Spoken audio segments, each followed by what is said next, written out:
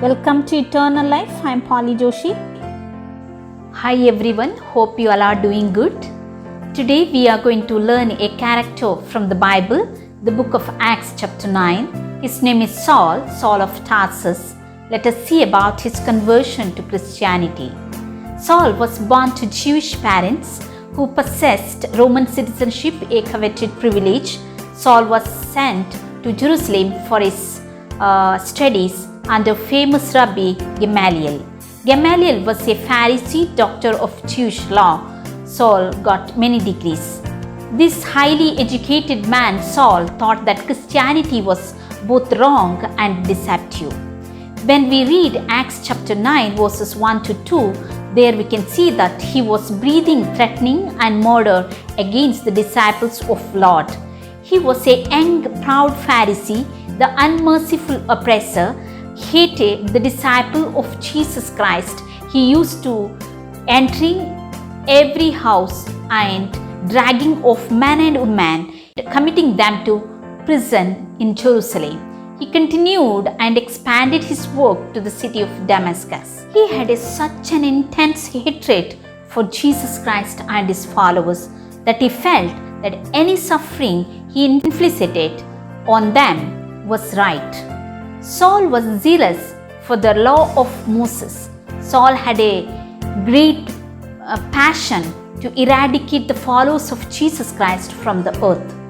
He was in his journey towards Damascus to find many followers of Christ so that he could bring them to bound to Jerusalem.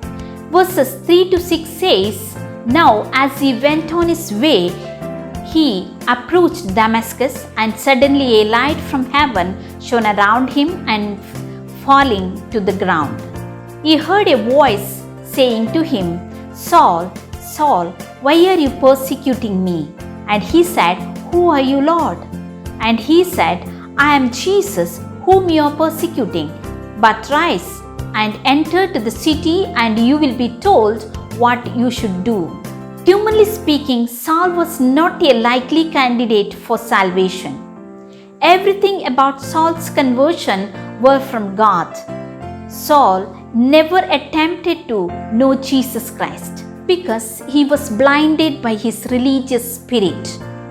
He never sought Jesus Christ or for salvation. He was strongly believed that he was already chosen by God as an Israel as per his religion. Look what happened. The Lord knocked the man to the ground and he struck him blind. Salvation does not depend on the human merit but on the God's grace. God is able to convert the most unlikely of sinners. Saul in fact thought he was zealous for the Lord, but in reality he was persecuting Lord himself. Whenever he was harming Christians, he was harming Jesus Christ himself. In response to this traumatic revelation, Saul couldn't eat or drink for 3 days. He was mourning over his sins. So he lost his appetite. When we stand under the light of God, the light will reveal our sinful condition. Even when we read or hear God's word, the same will happen in our life. The Holy Spirit will continue to convince us about our sinful condition. It is very difficult to convince a person who boasts of his righteousness because he thinks that his good religious deeds, including, like Saul, eradicating the Christians from the earth, will commend him to God. When he was on the way to Damascus, he was full of pride because he was a powerful man. But when God shone him his glory, he became humble, frightened and shocked, and learned that Jesus Christ is the one and only God who created heaven and earth. Now his sins were set in order before him. When a sinner is brought to a proper sense of his own state and conduct, he will cast himself before God. And definitely the question will arise, what shall I do, God? Saul was spiritually blind when he started his journey to Damascus. And the moment he met Jesus Christ, he became physically blind and spiritually seeing. After 3 days, he saw everything in a new light, the light of the knowledge of the glory of God in Christ.